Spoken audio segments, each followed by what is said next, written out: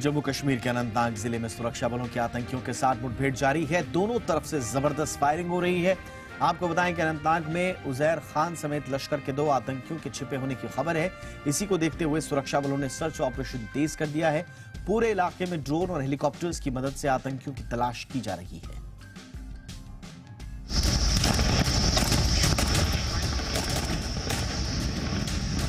शहीद कर्नल मनप्रीत सिंह, शहीद मेजर आशीष धौंचक, शहीद डीएसपी हुमायूं भट्ट, ये तीनों जाबाज कश्मीर में आतंकियों से लड़ते लड़ते शहीद हो गए। अपना फर्ज निभाते हुए इन अफसरों ने जान की परवाह तक नहीं की।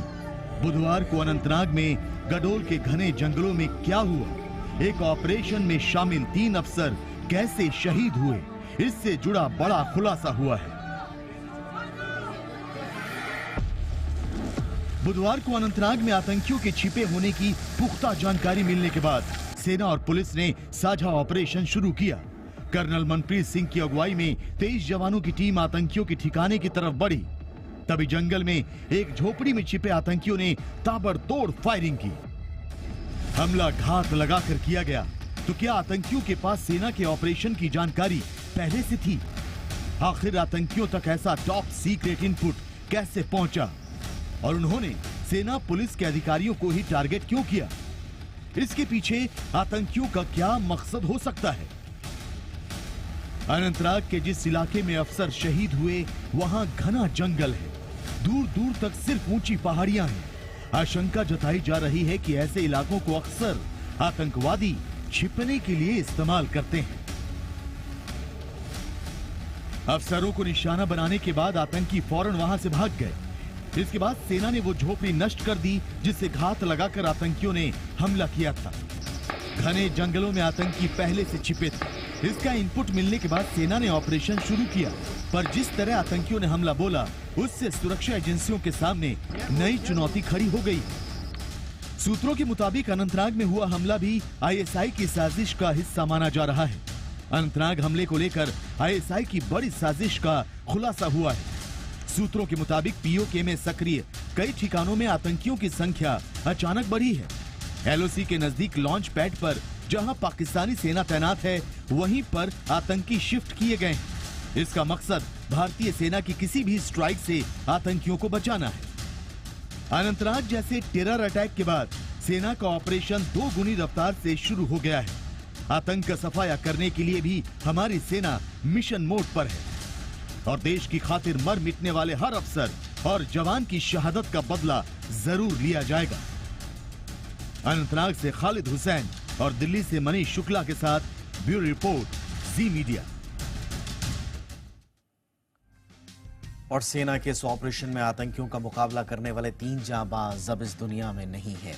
एक मां को अपने बेटे से बहुत सारी बातें करनी थी, तो बच्चों को अपने पापा के साथ घूमने जाना था, मगर ये सब हसरतें अब अधूरी रह गईं। कर्नल मनप्रीत सिंह, मेजर आशीष धौंचक और डीएसपी हुमायूं की शहादत के साथ ही पल भर में कई सपने बिखर गए। कई परिवारों ने अपनों को खोया और उनकी तमाम खुशियां गम में बदल गईं।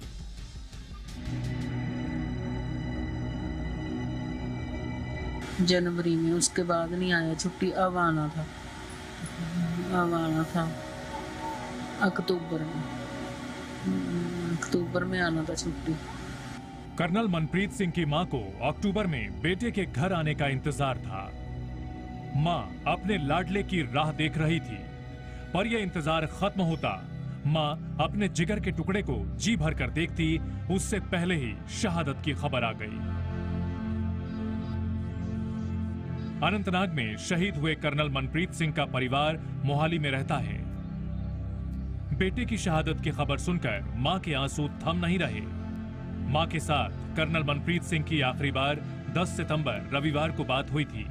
मां इसी आस में थी कि अगले महीने बेटा घर आएगा तो जी भरकर बात होगी, पर अब मां अपने जिगर के टुकड़े की आवाज कभी नहीं सुन पाएगी। बेटा कश्मीर में था, इसलिए मां हर रोज कश्मीर की खबरें बड़े गौर से देखती और सुनती थी, पर बुधवार को वो ऐसा नहीं कर पाई। परिवार के दूसरे सदस्यों ने मां से बेटे मनप्रीत की शहादत की खबर छिपाने की हर संभव कोशिश की, मगर मां का दिल तभी समझ गया था कि कुछ अनहोनी हो चुकी है। कल ना मैं हमेशा न्यूज़ देखती रहती, मैं न्यूज़ देखती रहती थी, हर टाइम मैं न्यूज़ देखती थी और श्रीनगर की देखती थी क्योंकि मेरा बेटा था वहाँ। तो कल मैंने न्यूज़ नहीं देखी, मैं ना कहीं रिश्तेदारी में गई थी, वहाँ भोग था, वहाँ से मैं 5 बजे आई, 5-6 बजे। उस टाइम फिर इत्थे घर मैनू मेरे परिवार दे बच्चों ने देख के उन्हें मम्मी पापा नू दस्या, मम्मी पापा मेरे पास आए, वो और बातें करने लग गए, बैठ गए।